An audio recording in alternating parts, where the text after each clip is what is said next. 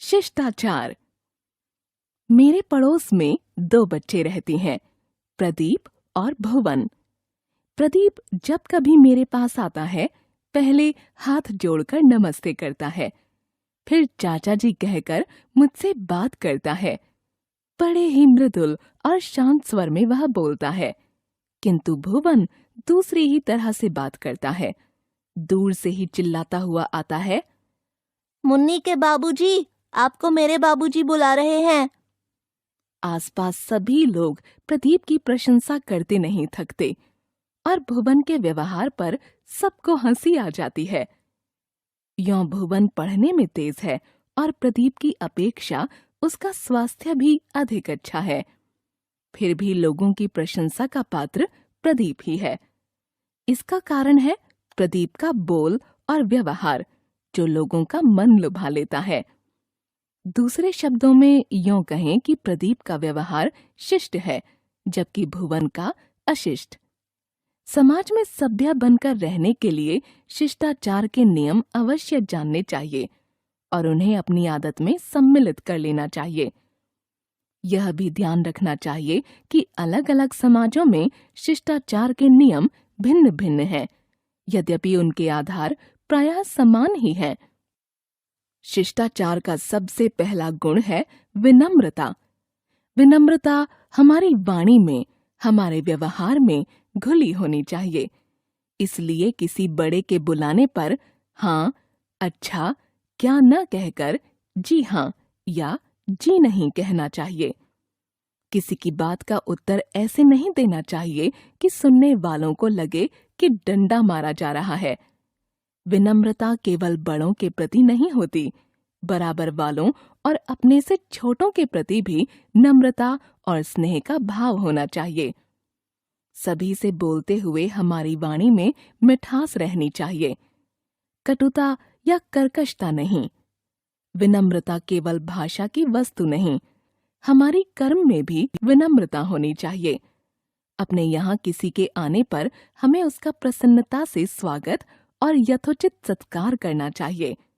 अपने से बड़े व्यक्तियों के बैठ जाने के बाद ही हमें बैठना चाहिए। महिलाओं के प्रति हमारे व्यवहार में और भी विनम्रता होनी आवश्यक है। बस या रेल में किसी महिला को खड़ी देखकर अपनी सीट उन्हें बैठने के लिए दे देना शिष्ट आचरण है। अपने से बड़े व्यक्तियों के समाज में ठहाका लगाकर हंसना या जोर से बोलना अनुचित माना जाता है। इसी प्रकार बड़े लोगों के साथ चलते समय उनके आगे चलने लगना भी अशिष्टता है। हाँ, उनके लिए झट से आगे होकर दरवाजा खोल देना या राह दिखाना शिष्ट व्यवहार है। विनम्रता और दीनता में अंतर है। विनम्र होते हुए भी हम अपने स्वाभिमान की रक्षा कर सकते हैं। विनम्र व्यवहार का अर्थ चापलूसी नहीं है। यदि कभी यह महसूस हो कि जिसके प्रति हम विनीत हैं वह हमारा अपमान कर रहा है अथवा हमें कमजोर, दीनहीन जानकर हमारे प्रति दया की भावना प्रकट कर रहा है, तो उसकी कृपा प्राप्त करने की चेष्टा हमें नहीं करनी चाहिए। शिष्टाचार का दूसरा विशेष गुण है दूसरों की निजी बातों में दखल न देना। हर व्यक्ति का अपना एक निजी जीवन होता है, इसीलिए हमें अकारण किसी से उसका वेतन, उम्र या जाति आदि पूछने से बचना चाहिए। यदि कोई कुछ लिख रहा है तो झांक झांक कर उसे पढ़ने की चेष्टा करना उद्जड्डपन कहा जाएगा। किसी के घर या दफ्तर जाने पर उसकी वस्तुओं को बिना पूछे उलटने पलटने लगना अशिष्टता है। किसी का नाम लेने या लिखने के पहले श्री, श्रीमती या कुमारी लगाना या नाम के बाद में जी लगाना अच्छी आदत है। यदि कोई कुछ कष्ट या असुविधा उठाकर हमारे लिए कोई काम करता है, तो हमें उसके प्रति अपनी कृतज्ञता अवश्य प्रकट करनी चाहिए। इसका सबसे सरल तरीका है उसे धन्यवाद देना। यदि बस या रेल में कोई अपनी जगह हमें बैठने के लिए देता है, तो उसे धन्यवाद अवश्य देना चाहिए। धन्यवाद शब्द बोलते समय ऐसा लगना चाहिए कि हम उसे हृदय से धन्यवाद दे रहे हैं, केवल ऊपर ऊपर से नहीं। शिष्टता का तीसरा आधार अनुशासन का पालन है। अनुशासन समाज के नैतिक नियमों का भी हो सकता है और कानून की धाराओं का भी। उदाहरण के लिए किसी मंदिर, गुरुद्वारे या मस्जिद में जाने से पहले जूते उतार देना धार्मिक अनुशासन का पालन है। सड़क पर बाईं ओर चलना या जहां जाना मना है वहां न जाना कानून के अनुशासन का पालन है। समय का पालन करना सामाजिक नियमों का पालन है। ठीक समय पर कहीं पहुंचना अनुशासन भी सिखाता है और लाभ भी पहुंचाता है। हमको हर तरह के अनुशासनों का सामान्य ज्ञान होना ही चाहिए।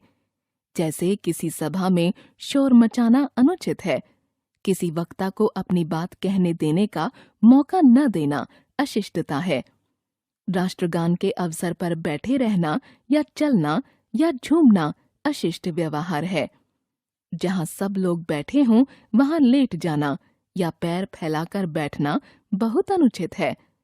भोजन करते समय मुंह से चबाने की आवाज निकालकर खाना अच्छा नहीं माना जाता। हमें खाने में अधीरता नहीं दिखानी चाहिए। सबके साथ साथ भोजन करना चाहिए। अपनों से बड़ों के भोजन समाप्त हो जाने पर भी देर तक खाते नहीं रहना चाहिए। संक्षेप में हम कह सकते हैं कि शिष्टाचार वह व्यवहार है जिसका पालन करने पर दूसरों के तथा अपने मन को प्रसन्नता होती है।